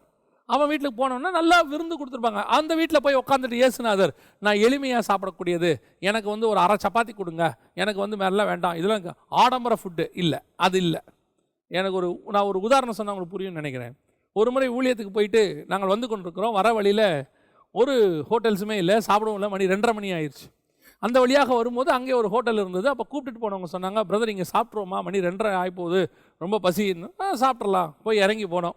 அங்கே ஒரு சாப்பாடு வந்து 150 ரூபா சொன்னாங்க. என் கூட வந்த மனுஷன் சொன்னார், இல்லை நான் இங்கே சாப்பிட மாட்டேன், இன்னும் ஒரு 2 மணி நேரம் ட்ராவல் பண்ணி போயிட்டோம்னா அங்கே சாப்பாடு 100 ரூபா தான், இது ஆடம்பர ஹோட்டல். நான் சொல்கிறேன், இன்னும் 2 மணி நேரம் போகிறதுக்குள்ளே உங்கள் சரீரம் எப்படி பாதிக்கப்படுமோ, அல்சர் வருமோ, என்ன பிரச்சனை வருமோ, அது உங்கள் இஷ்டம். ஆனால் இது ஆடம்பரம் அல்ல, அத்தியாவசியம். தேவை வரும்போது ஒரு 50 ரூபா அதிகம் கொடுத்து சாப்பிட்றதுங்கிறது வேறு விஷயம். ஆனால் அதுக்கப்புறம் நான் அந்த மாதிரி ஹோட்டலில் மட்டும்தான் சாப்பிடுவேன், வேறு எங்கேயும் சாப்பிட மாட்டேங்கிறது தான் தப்பு. அதுதான் லக்ஸுரி. இந்த காரியத்தை நீங்கள் புரிஞ்சுக்கிட்டீங்கன்னா உங்களுக்கு நல்லதாக இருக்கும். எதுக்கு சொல்ல வரேன், இன்றைக்கி இந்த பொருளாசை அதிகமாகிக்கொண்டே போகிறது. கர்த்தர் ஒன்று சொல்லி, அதுவும் அதோட பெரிய விஷயம், இதில் ஆவியானவர் எங்கே துக்கப்படுறார் தெரியுமா? கண்டிப்பாக ஆவியானவர் அந்த இடத்துல உங்களுக்கு ஒரு உணர்த்துதலை கொடுப்பார், ஏதாவது ஒரு வகையில் தெரியப்படுத்துவார். அந்த கழுதை செவுத்தில் வச்சாது மோதும் பாருங்களேன், உங்களை போக விடாமல் தடுக்கிறதுக்கு. அந்த பொருள் உங்களுக்கு கிடைக்க விடாமல் ஏதாவது செய்வார், அல்லது உங்களுக்குள்ள ஒரு சமாதானத்தை எடுப்பார், அல்லது இது வேணாங்கிறது எப்படியாவது உணர்த்துவார். ஆனால் ஒரு சிலர் அதுக்கு செவி சாய்க்க மாட்டாங்க. செவி சாய்க்காமல் இந்த பிழையா மாதிரி மீறி செய்வாங்க. அதை எப்படியாவது வாங்கணும். அடுத்து என்ன செய்வாங்க தெரியுமா? அதை கொஞ்சம் அதிக காசு கொடுத்தாவது வாங்கிடுவோம், பரவாயில்ல இருக்கட்டும், நான் வாங்கணும்னு முடிவு பண்ணிட்டேன், நான் முடிவு பண்ணால் கண்டிப்பாக செய்வேன். கர்த்தர் தடுத்தும் செய்கிறவங்க இருக்கிறாங்க. இதுதான் சவுல் செஞ்சது. கர்த்தர் சொல்கிறாரு, அமலேக்கியர் ஆடு மாடு வேணாப்பா. அதுக்கு அவன் சொல்கிற வார்த்தை என்ன தெரியுமா? கர்த்தருக்கு பலி செலுத்துவதற்கு, ஆண்டவருக்காக பலி செலுத்துறதுக்கு. இன்றைக்கி நிறைய பேர் அதான் சொல்லி தெரியுறான், மினிஸ்ட்ரிக்காக தாங்க இதெல்லாம், மினிஸ்ட்ரிக்காக தான் இப்படி நாங்கள் பண்ணுறோம். இல்லை, மினிஸ்ட்ரிக்காக எளிமையாக செய்யுங்க, மினிஸ்ட்ரிக்காக தேவையோடு செய்யுங்க. அதில் ஒரு தப்பும் இல்லை. ஆடம்பரம் தேவன் விரும்பாத ஒன்று. கர்த்தர் அதை அருவருக்கிறார். அல்லது கர்த்தர் வேணான்னு சொல்கிற விஷயத்தை கீழ்ப்படிதல். ஒரு விஷயத்தை நல்ல கவனிங்க, கர்த்தர் ஒன்று சொன்னால் அதுக்கு கீழ்ப்படியணும். ஆவியானவர் வேணான்னா வேணாம் தான், அது 5 ரூபாயானாலும் வேணாம் தான், 50,000 ரூபானாலும் வேணாம் தான். இது வேணான்னு கர்த்தர் சொல்லிட்டாருன்னா வேணாம். 5 ரூபா தானே, இது ஏன் கர்த்தர் வேணாங்கிறாரு, வாங்கி வச்சுப்போம். இல்லை, கர்த்தர் சொல்கிறது வேணாம், அவ்வளோதான். அது 5 ரூபா 50 ரூபாங்கிற பிரச்சனை கிடையாது, கீழ்ப்படிதலா இல்லையாங்கிறது தான். பழம் சாப்பிட்ணுமா சாப்பிடலையாங்கிறது அந்த இடத்துல எது பிரமாணம்? கீழ்ப்படிதான் பிரமாணம். இங்கே என்ன சொல்கிறார் பாருங்க, 23ஆம் வசனத்தில் சொல்றாரு, நீர் கர்த்தருடைய வார்த்தையை புறக்கணித்தீர், ஆகவே நீர் ராஜாவாக இராதபடிக்கு கர்த்தர் உம்மை புறக்கணித்து தள்ளினார். ஒன்று தெரிஞ்சுக்கோங்க, எந்த இடத்துல கர்த்தர் நம்மளை ரிஜெக்ட் பண்ணுறான்னு நமக்கு தெரியாது, நமக்கு தெரியவே தெரியாது. இதோட நீ முடிஞ்ச அப்படின்ட்டாரு. இதில் கொடுமை என்ன தெரியுமா? அடுத்த 38 வருஷம் சவுல் ராஜாவாக இருக்கிறார். ஏன்னு சொன்னால் அந்த வசனம் எப்படி ஆரம்பிக்குதுன்னா, சவுல் ராஜாவாக இருந்த 2வது வருஷம், ராஜ்யபாரம் பண்ணின 2வது வருஷம்னு அந்த 13:1 இருக்கு. 13:1-2 வாசிக்கும் போது சவுல் ராஜ்யபாரம் பண்ணி 1 வருஷம் ஆயிற்று. அதுக்கப்புறம் தான் அந்த பிரச்சனை வருது. அதுக்கப்புறம் நீங்கள் வாசித்து பாருங்க, கிட்டத்தட்ட ஒரு 30 வருஷத்துக்கு மேலே சவுல் ராஜாவாக இருந்திருக்கிறார். தாவீது இன்னும் ராஜாவாகலை, கர்த்தர் புறக்கணித்து தள்ளின பிறகு. இதுதான் பிரச்சனையே, கர்த்தர் நிறைய பேரை ஊழியத்தை தள்ளிட்டார், ஆனால் ராஜாவாகவே இருப்பாங்க. கர்த்தர் அதெல்லாம் தடுக்கவே மாட்டார். இப்போ யோசித்து கர்த்தர் தள்ளிட்டாரு. மறுநாள் காலையில் சவுலுக்கு வந்து சாப்பாட்டு பிரச்சனை வந்துச்சா? மறுநாள் காலையில் சவுலுக்கு குதிரை இல்லாமல் போச்சா? இனி ராஜா இல்லைன்னு சொல்லிட்டு போர் சேவரெலாம் போயிட்டாங்களா? இல்லை, அடுத்த 30 வருஷம் ராஜா மாதிரியே தான் உட்காந்தார், ஆனால் ராஜா இல்லை. அபிஷேகம் போயிடுச்சு, கர்த்தர் அபிஷேகத்தை எடுத்துட்டார். இப்போ பிரச்சனை, நீர் சிங்காசனத்தில் ராஜா உட்காந்துருக்கிறதா கர்த்தருடைய அபிஷேகமானு கேட்டால் கர்த்தருடைய அபிஷேகம் தான் முக்கியம். கர்த்தர் அபிஷேகம் இல்லாமல் நீ ராஜ்யபாரத்தில் உட்காரதுல ஒரு பிரயோஜனமும் இல்லை. கர்த்தர் புறக்கணித்து தள்ளின பிறகு நீ சீட்டில் உட்காந்துருக்கிறதுல என்ன பிரயோஜனம்? இன்னைக்கு நிறைய ஊழியம் அப்படி தான் நடக்குது. கர்த்தர் புறக்கணித்து தள்ளிட்டாரு. ஏன்? அவர்கள் அமலேக்கியருடைய ஆடு மாடுகளுக்கு பின்னால் போய்விட்டார்கள், உலகத்தினுடைய பொருளாசைக்கு பின்னாடி போயிட்டாங்க, உலகத்தினுடைய காரியங்களுக்கு பின்னாடி போயாச்சு. போன பிறகு கர்த்தருடைய வார்த்தைக்கு கீழ்ப்படியாம, திருப்பியும் நான் சொல்றேன், நல்லா புரிஞ்சுக்கொள்ளுங்க, கர்த்தர் அனுமதிக்கிற காரியங்கள் எத்தனை லட்சமாக இருந்தாலும் பெற்றுக்கொள்ளுங்கள், தப்பே கிடையாது, அது தேவையா வாங்கிக்கலாம். கர்த்தர் அனுமதிக்காத காரியம் எத்தனை சின்னதாக இருந்தாலும் தேவையில்லை, ஏன்னா கர்த்தர் வேணான்னு சொல்லிட்டார், அவ்வளோதான். இதில் நம்ம கீழ்ப்படுகிறோமா இல்லையாங்கிறது தான் கேள்வியே. இப்போ நம்ம என்ன செய்கிறோம்? அந்த பொருள் மேலே உள்ள ஆசை, சின்ன வயசுலேருந்து எனக்கு அது மேலே ஒரு ஆசை இருந்துச்சு, அதை எப்படியாவது வாங்கணும்னு நான் நினச்சிட்டு இருந்தேன் அப்படின்னு சொல்லி நாம் என்ன பண்ணுவோம் தெரியுமா? கர்த்தருடைய அந்த வார்த்தைக்கு கீழ்ப்படியாமல் அதை நம்ம செய்வோம். இது என்னங்க சின்ன விஷயம் தானே, எனக்கு சின்ன வயசுலேருந்து ஒரு ஆசை இருந்துச்சு. ஒரு தேவ மனுஷன் இருந்தார், அவருக்கு ஒரு ஆசை என்ன அப்படின்னு கேட்டால், அவர் சிடி போட்டு பாட்டு பாடணும்னு அவருக்கு ஆசை. சிடி போட்டு பாட்டு போட்டு வெளியிடணும்னு அவருக்கு ஒரு ஆசை.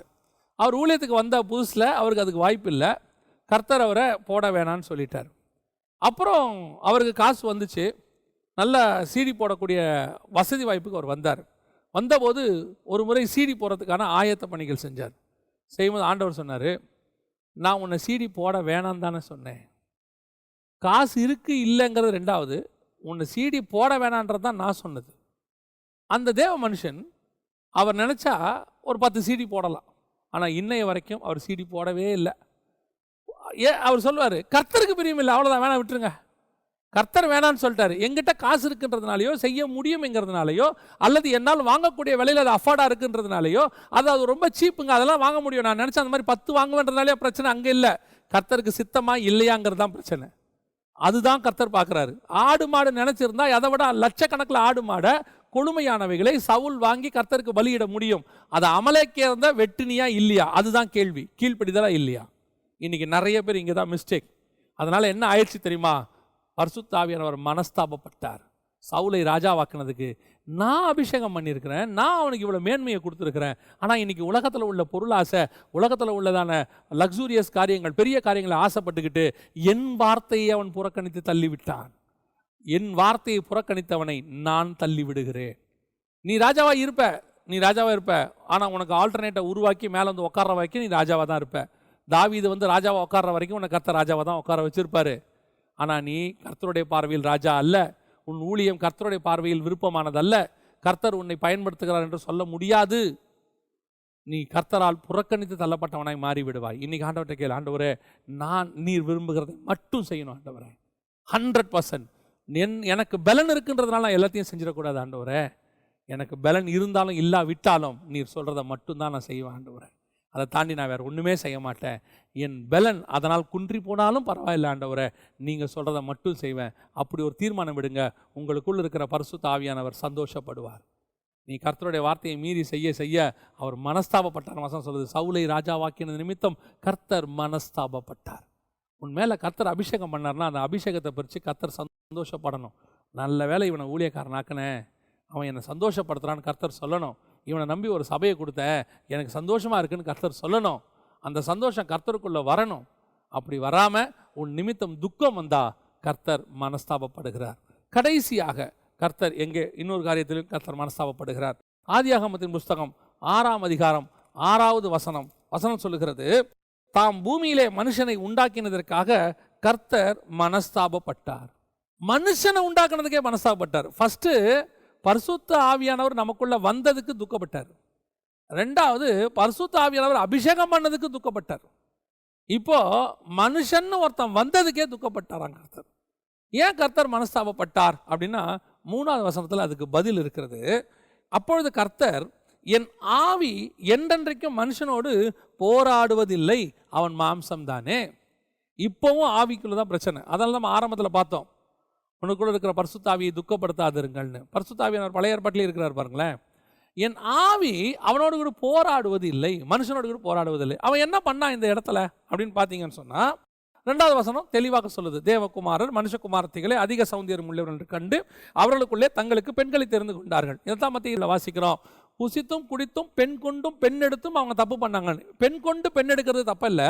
எப்படி பெண் கொண்டு பெண் எடுத்தாங்க அப்படின்னு கேட்டிங்கன்னா, விசுவாசி அவிசுவாசியோடு பிணைக்கப்பட்டாங்க. இங்கே தேவகுமாரர்னா விசுவாசி, தேவனை தேடுகிறவர்கள். நாம் ஆவியை பெற்றதுனால ஆவிக்குரியவர்கள் சொல்கிறோம், விசுவாசிக்கிறதுனால விசுவாசின்னு சொல்கிறோம்.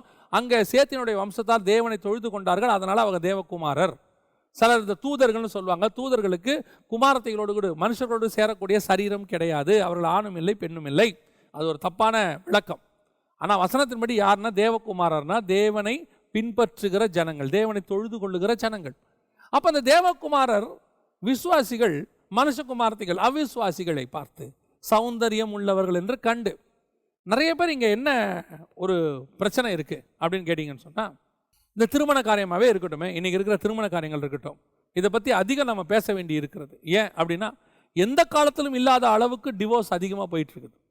எந்த காலத்திலும் இல்லாத அளவுக்கு சபைகளுக்குள்ளே அது போயிட்டு இருக்குது. சபைகளுக்குள்ளே போராட்டம், பிரச்சனை, குடும்பங்களுக்குள்ள பிரச்சனை அதிகமாக. எங்களுக்கு வரக்கூடிய ஃபோனில் பார்த்தீங்கன்னா ஒரு நாளைக்கு மினிமம் 1 ஃபோன் 2 ஃபோன் குடும்ப பிரச்சனை ஃபோனாக தான் இருக்குது, அதிகமாக வருது. என்ன காரணம் அப்படின்னு கேட்டிங்கன்னு சொன்னால், இது ஆரம்பத்திலேருந்தே இதுக்கு பிரச்சனை இருக்குது. அங்கே தான் நம்ம கொஞ்சம் தியானிக்கணும். நிறைய பேர் எங்கே வராங்க, நாங்கள் என் கல்யாண வாழ்க்கை ஏன் இப்படி ஆகிப்போச்சு, நான் எங்கள் கணவருக்கு உண்மையாக தான் இருக்கேன், நான் என் மனைவிக்கு உண்மையாக தான் இருக்கேன், ஆனால் எங்களுக்குள்ள சண்டை போராட்டம் இல்லை. இந்த பிரச்சனை இங்கே ஆரம்பிக்கலைங்க. இந்த பிரச்சனை எங்கே ஆரம்பிக்குதுன்னு சொல்கிறேன். திருமணம் செய்யும் போதே நீங்கள் யாரை திருமணம் செய்கிறீர்கள்னு ஒரு விஷயம் இருக்குது. உங்களுடைய க்ரைட்டீரியா எதை பேஸ் பண்ணி அமைஞ்சிச்சுன்னு பார்க்கணும். இன்றைக்கி நிறைய பேர் க்ரைட்டீரியாவை எதை பேஸ் பண்ணி பார்க்குறாங்க? படிப்பை பேஸ் பண்ணி வச்சுருக்கிறாங்க. அவர் பிஇ முடிச்சிருக்கிறாரு, அந்த பொண்ணு பிஇயாவது இருக்கணும், அப்போ தான் அவங்களுக்குள்ள ஒத்து போகும். சிலர் உருவ அமைப்பை வைத்து, பையன் கலராக இருக்கார், பொண்ணும் கலராக இருக்கணும், பையன் உயரமாக இருக்கார், பொண்ணும் உயரமாக இருக்கணும், இப்படி எல்லா அமைப்பும் பார்த்து சிலர் அந்தஸ்து வச்சுருக்கிறாங்க. இவர் இந்த மாதிரி அந்தஸ்தில் இருக்கார், அவங்க இந்த அந்தஸ்தில் இருக்கிறாங்க, இதெல்லாம் பார்க்குறாங்க. இது இன்னும் சிலர் கொஞ்சம் துணிகரமாக இந்த டௌரியெல்லாம் கேட்பாங்க, அதெல்லாம் கொடுக்குற குடும்பமாக இருந்தால் அப்படின்னு சொல்லிட்டு கடைசியாக எங்கே வராங்க? கர்த்தர்கிட்ட வராங்க. நம்ம ஜோம் பண்ணுவோம், கர்த்தருக்கு சித்தமானால் அப்படின்ட்டு. அப்புறம் பாஸ்டர்கிட்ட போய், பாஸ்டர் இப்படி ஒன்று பார்த்துருக்கோம், நீங்கள் ஜோம் பண்ணி சொல்லுங்கள், எங்களுக்கு எல்லாமே ஓகே, நீங்கள் ஓகே சொன்னால் ஓகே. இப்போ அவர் என்ன ஓகே இல்லை நான் சொல்ல போகிறாரு? இப்போ என்ன பிரச்சனை இங்கே? இவங்க எல்லாம் பார்த்தாங்களே பொண்ணுடைய ஸ்பிரிச்சுவாலிட்டி, பையனுடைய ஸ்பிரிச்சுவாலிட்டியை பார்த்தாங்களா? உடனே அடுத்த வார்த்தை, ஆமாங்க பெந்தகோஸ்தே சபை தான், ஆவிக்குரிய சபை தான், அவங்க நல்ல ஆவிக்குரிய சபையை சார்ந்த பொண்ணு தான், ஸ்பிரிச்சுவாலிட்டி தான், அபிஷேகம் பெற்றிருக்கு. ஒன்று நல்லா தெரிஞ்சுக்கொள்ளுங்க, அபிஷேகம் பண்ணப்பட்ட எல்லா பையனும் எல்லா பொண்ணுக்கும் ஏற்றவர்கள் அல்ல. அங்கே தான் மிஸ்டேக் நடக்குது. ஒரு ஆதாமுடைய விலா எலும்புகளில் ஒன்றை எடுத்து, அதான் ரொம்ப முக்கியம். நிறைய ஆவிக்குரிய பொண்ணு இருக்கும், அதில் இவனுக்கு ஏற்றது எதுன்னு பார்க்கணும். நிறைய ஆவிக்குரிய பையன் இருப்பான், அதில் கர்த்தர் இவங்களுக்கு ஃபிக்ஸ் பண்ண விலா எலும்பு எது, அந்த பையன் யாருன்னு நீங்கள் பார்க்கணும். இன்னைக்கு ஆவிக்குரியவங்களா இருந்தாலே ஓகே தான். ஆவிக்குரியவர்கள் திருமணம் பண்ணி எத்தனை குடும்ப பிரச்சனையில் இருக்கு? ஆவிக்குரியவர்கள் திருமணம் பண்ணி ஸ்பிரிச்சுவாலிட்டின்னு கல்யாணம் பண்ணி எத்தனை குடும்பம் பிரிஞ்சிருச்சு? அப்போ இவங்கெல்லாம் ஆண்டவருக்குள்ள தேவசித்தம் இல்லாமல் பண்ணாங்களா? அப்போ இவங்களுக்கு திருமணம் பண்ணி வச்சதெல்லாம் பரிசுத்தவான்கள் இல்லையா? அப்போ இவங்க திருமணம் பண்ண இடம் பரிசுத்த ஸ்தலம் இல்லையா? ஏன் பிரிஞ்சாங்க? அங்கே தான் விஷயமே இருக்கு. கர்த்தர் இணைத்ததை வேற யாரும் பிரிக்கவே முடியாது, பிரிக்காதிருப்பான் ஆக. அப்போ எங்க இது வருது? எல்லா ஆவிக்குரிய பையனும் எல்லா ஆவிக்குரிய பொண்ணுக்கும் செட் ஆகாது. கர்த்தர் நியமிச்ச அங்கதான் இங்க இருக்க விஷயமே இருக்கு. கர்த்தர் சொல்லி இது செய்யணும். நீ உயரத்தை பார்த்துட்டு, நீ அழகை பார்த்துட்டு, சம்பாத்தியத்தை பார்த்துட்டு, எல்லாத்தையும் பார்த்துட்டு, அப்புறம் ஆமா ஆவிக்குரிய சபை தான், ஸ்பிரிச்சுவல் சபை தான், நல்ல ஒரு சபையில் 10 வருஷமா இருக்கிற பையன் தான், பாஸ்டர்கிட்ட நல்ல ஊழியம் பண்ற பையன் தான், அப்புறம் ஏன் பிரிவினை வருது? இங்க இவங்க ஆவியில இருந்தாலும் இந்த ரெண்டும் கர்த்தர் சொன்னதான்னு பார்க்கணும். அப்படி இல்லாவிட்டால் என்ன ஆகும்? இந்த மாதிரி தான் நடக்கும், போராட்டம் வருது. இன்னைக்கு நிறைய வீட்டில் அதான் நடைபெற்று கொண்டிருக்கிறது. இது கூட அக்செப்டபிள் ஒரு பக்கம், அவங்க ஏதோ தெரியாமல் பண்ணிட்டாங்க, ஆனால் ஆவிக்குரியதான். ஆனால் ஒரு சிலர் துணிகரமாக மாம்சத்தின்படி இருக்கிற தேவனை அறியாத, நான் இந்த இடத்துல எங்கே வரேன்? சமீபத்தில் என்ன ஒருத்தர் கேட்டாங்க, நீங்கள் கலப்பு திருமணத்தை ஆதரிக்கிறீங்களா அப்படின்னு. கலப்பு திருமணம்னா என்ன? முதல்ல ஒரு மனுஷனுக்கும் ஒரு மாட்டுக்கும் கல்யாணம் பண்ணாதான் கலப்பு திருமணம். ஒரு மனுஷனுக்கும் ஒரு மனுஷிக்கும் பண்ணால் அது கலப்பு திருமணம் கிடையாது. அப்போ அவங்க கலப்புன்னு எதை கேட்குறாங்க அப்படின்னு கேட்டிங்கன்னா, அவங்க கேஸ்ட்டை கேட்குறாங்க. ஒன்று நல்லா தெரிஞ்சுக்கொள்ளுங்க, இயேசுவின் ரத்தத்தால் கழுவப்பட்ட பிறகு நோ கேஸ்ட். அதுக்கு முன்னாடியுமே கிடையாது. அவங்க பார்க்குறாங்க, அது மனம் திரும்பாத காரணத்தினால பார்க்குறாங்க. எப்போ நீங்கள் ஆண்டவரை ஏற்றுக்கொண்டீங்களோ, எப்போ இயேசுவின் ரத்தத்தால் கழுவப்பட்டுட்டீங்களோ, ஒரே ரத்தத்தால் கழுவப்பட்ட நாம் எல்லாமே ஒரே சபைக்குள்ளே இருக்கிறோம், தேவனுடைய சரீரத்துக்குள்ளே இருக்கிறோம். இங்கே ஒரு சரீரத்துக்குள்ளே ஒவ்வொரு கை ஒரு ஜாதியாகவும் கால் ஒரு ஜாதியாகவும் இருக்காது. அப்படி நீ இருக்கிறன்னா நீ ஒரு சரீரமாக இருக்க முடியாது, நீ இன்னொரு சரீரம்னு அர்த்தம். அப்போ நீ கர்த்தர் சபைக்குள்ளே இல்லைன்னு அர்த்தம். சரி, இருக்கட்டும். அப்போது இன்னைக்கு சபைக்குள்ளே வரோம். இங்கே வந்த பிறகு நீங்கள் புறஜாதியார், நான் சொல்லக்கூடியது தேவனை அறியாதவர்களை கொண்டு சபையில் திருமணம் பண்ண வைக்கிறாங்க. என்ன செய்கிறாங்க தெரியுமா? கேட்குறாங்க பாஸ்டர்கிட்ட, பாஸ்டர் ஏதோ ஒரு காரணம், அது அவங்க தவறாக விரும்பிட்டாங்க, அதை பண்ணிட்டாங்க, இதை பண்ணிட்டாங்க, ஏதோ ஒன்று சொல்லிட்டு எப்படியாவது திருமணம் பண்ணி வைங்க. இப்போ இந்த பொண்ணும் என்ன சொல்லுது, அந்த பொண்ணுடைய அப்பா அம்மாவும் என்ன சொல்கிறாங்க, அவர் கிறிஸ்டின் ஆகிறேன்னு ஒத்துக்கிட்டாரு. இது ஒரு அபத்தமான ஒரு பதில். எதுக்கு ஒத்துக்கணும்? ஒருத்தன் உனக்காக கிறிஸ்தவன் ஆகிறான், உன் பொண்ணுக்காக மாறுறானா, எவ்வளோ சீப்பு பாருங்களேன். ஒருத்தன் தேவனுக்காக தான் தன்னை மாற்றிக்கொள்ள வேண்டும், மனுஷனுக்காக தன்னை மாத்திரவனா இருக்கக்கூடாது. இன்னைக்கு உன் பொண்ணுக்காக மாத்திரவன் நாளைக்கு வேற எதுக்காகவோ இதை மாத்திட்டு பின்னாடி போக மாட்டான்றது என்ன நிச்சயம்? இன்னைக்கு உன் பொண்ணை விரும்பிட்டு கிறிஸ்தவத்துக்குள்ள வரவன் நாளைக்கு அப்பா அம்மா ஒத்துக்கலன்ட்டு அவங்களுக்காக கிறிஸ்தவத்தை விட்டு போக மாட்டான்னு என்ன நிச்சயம்? இன்னைக்கு நிறைய பெற்றோரும் அந்த தப்பை செய்யறாங்க, நிறைய பிள்ளைகளும் அந்த தப்பை செய்யுது. யார் எங்க ஆவி போராடுது மாம்சத்தோட? இந்த மாதிரி ஆட்களோட தான் போராடுது. இவங்க வந்து உடனே அவங்களுக்கு ஒரு ஞானஸ்தானம், காலையில் ஞானஸ்தானம், சாயங்காலம் கல்யாணம், முந்தின நாள் ஞானஸ்தானம், சாயங்காலம் கல்யாணம். இன்னைக்கு இதெல்லாம் கர்த்தர் சொல்றாரு, ஆவி மனுஷனோடு கூட போராடுகிறது. இன்னைக்கு அதான் சபைக்குள்ள தேவனை துக்கப்பட ஆண்டவர் சொல்ற, மனஸ்தாபப்படுகிறேன். இப்படிப்பட்டவனெல்லாம் நான் சபைக்குள்ள கொண்டு வந்தேனேன்னு கர்த்தர் மனஸ்தாபப்படுகிறார். எதுக்கு? இந்த மாதிரி ஆளெல்லாம் நான் ரட்சித்தேனே. மனுஷனை உண்டாக்கினதுக்கு கர்த்தர் மனஸ்தாபப்பட்டார். இன்னைக்கு சபைக்குள்ள இப்படிப்பட்ட ஆட்கள், இவங்களுக்கு திருமணம் செஞ்சு வைக்கிறதுக்குன்னு ஒரு குரூப்பான ஊழியக்காரங்க இருக்கிறாங்க. அதெல்லாம் விசாரிக்கிறதே கிடையாது. அவன் பிள்ளை ரட்சிக்கப்பட்டதா, பையன் ரட்சிக்கப்பட்டானா, எந்த சபை, எத்தனை வருஷமா போய்கிட்டு இருக்கிறாங்க, எவ்வளோ ஆவிக்குரிய அனுபவம் இருக்கு, கர்த்தருக்குள்ள எவ்வளோ ஸ்திரப்பட்டிருக்காங்க, ஊழிய அனுபவம் இருக்கா, எதுவும் கேட்கறது கிடையாது. அதெல்லாம் பரவாயில்ல, இருக்கட்டும். அவர் இன்னைக்கு வந்துட்டார்ல, பேரை மாத்திட்டார்ல, ஞானஸ்தானம் நேற்று எடுத்துட்டார், ஓகே ரைட், செஞ்சு வச்சிடலாம். அப்படிப்பட்ட குடும்பங்களில் 99 குடும்பங்களில் பிரச்சனை தான், 99 குடும்பங்களில் பிரிவினை தான். 1-2 ஏதோ ஒன்று அட்ஜஸ்ட் பண்ணி ஓடிக்கிட்டு இருக்கு. கர்த்தர் அருவருக்கிறார். கர்த்தர் சொல்றார், மனஸ்தாபப்படுகிறேன். அப்படிப்பட்டவங்க சபைக்குள்ள வச்சு கல்யாணமும் பண்றீங்க. அப்படிப்பட்டவங்களை நீங்க சபையில தூக்கியும் பேசுறீங்க. நாளைக்கு இவன் பண்ற தப்ப இன்னொருத்த பண்ணும்போது நீங்க எப்படி கேட்பீங்க? சபையில அவனுக்கு பண்ணி வச்சிங்களே. ஏன் அதை விட கொடுமை, ஊழியக்காரன் வீடுகளில் இது நடக்குது, ஊழியக்காரன் குடும்பங்கள் இது நடக்குது, இந்த அபத்தம் நடக்குது. எப்படி உன் சபையில் நாளைக்கு தைரியமா நீ பிரசங்கம் பண்ணுவ? நாளைக்கு விசுவாசிகள்ல 10 பேர் இதே மாதிரி வந்து நின்னா எப்படி முடியாதுன்னு உன்னால சொல்ல முடியும்? அப்படி பண்ணி வச்சா உன் சபை கொள்ளையர்கள் கூடாரமா இல்ல இருக்கும். இன்னைக்கு அதான் நடைபெற்று கொண்டு இருக்கிறது. ஆவியும் அப்புறம் என்ன இருக்கு சபைக்குள்ள? பரிசுத்த ஆவியானவர் இங்க இருந்து வராருன்னு வச்சுப்போமே, கீழ இருந்து மாம்சம் போராடிட்டு இருக்கு. ஏன்னா உட்கார்ந்து இருக்கிறவன் எல்லாம் பையனுக்காகவும் பொண்ணுக்காகவும் ஆண்டவர் ஏற்றுக்கொண்டவங்க. அவன் மாம்சம் உட்கார்ந்துருப்பான், இங்க ஆவி ரெண்டும் போராடும். அதான் கர்த்தர் சொல்றாரு, என் ஆவி மாம்சத்தோடு கூட போராடுவதில்லை. இப்படிப்பட்ட சபையை உண்டாக்கினதுக்கு கர்த்தர் மனஸ்தாபப்படுகிறார். இப்படிப்பட்டவர்களை ரட்சிப்புக்குள்ள கொண்டு வந்ததுக்கு கர்த்தர் மனஸ்தாபப்படுகிறார். நல்லா தெரிஞ்சு கொள்ளுங்க, தேவனுடைய ஆவி எப்பவும் ஆவியோட தான் இருக்கும். மாம்சம் அவர்கள் ஒரே மாம்சமாக இருக்கிற மாதிரி புதிய ஏற்பாட்டில் நம்ம ஒரே ஆவி உடையவர்களாக இருக்கிறோம். தேவ சமூகத்தில் உட்காந்து ஆண்டவர்கிட்ட கேட்கணும், கேட்டு செய்யணும், ஒரே ஆவியோடு கூட செயல்படணும். இந்த மாதிரி மாம்சமான ஆட்களை சபைக்குள்ளே கொண்டாந்ததுனால விளைவுதான் சபை சுக்குநூறாக போகிறது, சபையினுடைய குவாலிட்டி கெட்டு போகுது. அதுக்கப்புறம் அந்த சபையில் ஆவியனுடைய அசைவாடுதல் இருக்காது. பாருங்களேன், ஏன் இருக்காதுன்னு கேட்டால், உட்காந்துருக்கிறதெல்லாம் மாம்ச இச்சையின்படி சேர்ந்து உள்ளே வந்து உட்காந்துருக்கு. மேலேருந்து ஆவியில் பேசுகிறோம், எப்படி அது செட் ஆகும்? அதுக்கான போராட்டம் இருக்க தான் செய்யும் குடும்பங்களில். அப்புறம் பாருங்கள், பாஸ்டர் வாரம் ஃபுல்லாக பிரச்சனையை தீர்த்துக்கிட்டு இருப்பார். தயவு செய்து ரொம்ப கேர்ஃபுல்லாக இருந்து கொள்ளுங்க. தேவனுடைய ஆவி பரிசுத்த ஆவியானவர். இவர் வந்து மாம்சத்தோடு கூட போராட மாட்டார். அவர் வந்ததுக்கு காரணம் என்ன தெரியுமா? உன்னுடைய மாம்சத்தை ஆவியாய் மாற்றி அவர் உன்னை மணவாளனுக்கு ஏற்ற மணவாட்டியை கொண்டு போய் ஒப்படைக்கிறதுக்கு வந்தார்.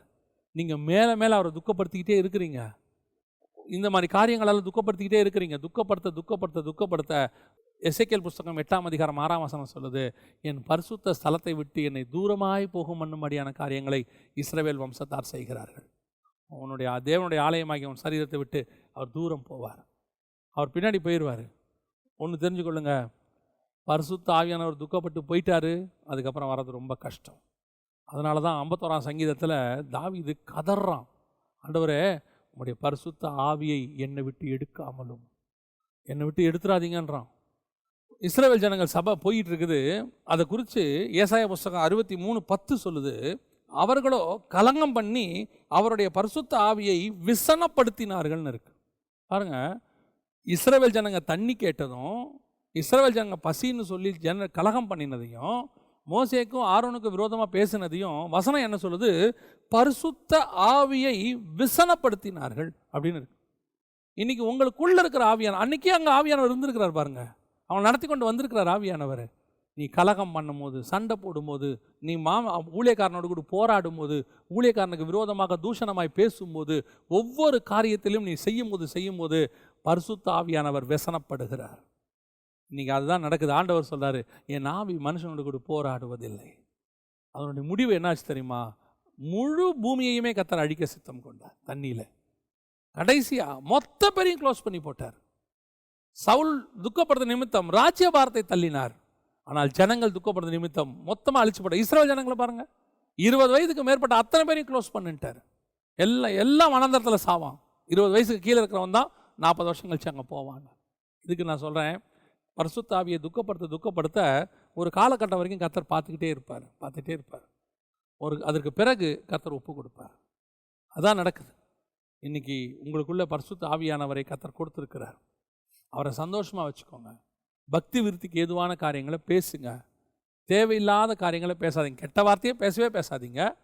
தேவையில்லாமல் பேசுகிறது எல்லாமே கெட்ட வார்த்தை தான்.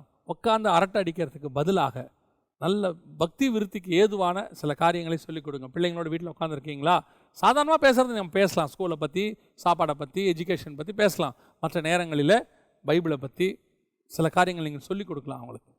அதுக்கு அடுத்தபடியாக கர்த்தர் உங்களை அபிஷேகம் பண்ணியிருக்கிறார் ராஜாவாக. விசுவாசியாக இருக்கட்டும், ஊழியக்காரனாக இருக்கட்டும், கர்த்தர் அபிஷேகம் பண்ணினதை ஒரு நாளும் व्यसனப்படுற அளவுக்கு கொண்டு போகக்கூடாது. சவுலை ராஜாவாக்கினதுக்கு கர்த்தர் மனஸ்தாபப்பட்டது நிமித்தம் அப்படி ஆகக்கூடாது.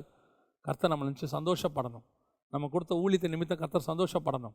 உங்களுக்கு கொடுத்த சபையின் நிமித்தம், என்னை நம்பி கொடுத்த பொறுப்புகள் நிமித்தம், எனக்கு கொடுத்த குடும்பத்தின் நிமித்தம் கர்த்தர் சந்தோஷப்படணும். இவனை நான் அபிஷேகம் பண்ணேன், இந்த அபிஷேகம் பண்ணது எனக்கு சந்தோஷமாக இருக்குது, நான் நினச்சதை அவன் செஞ்சுருக்கிறான்னு கர்த்தர் சந்தோஷப்படணும்.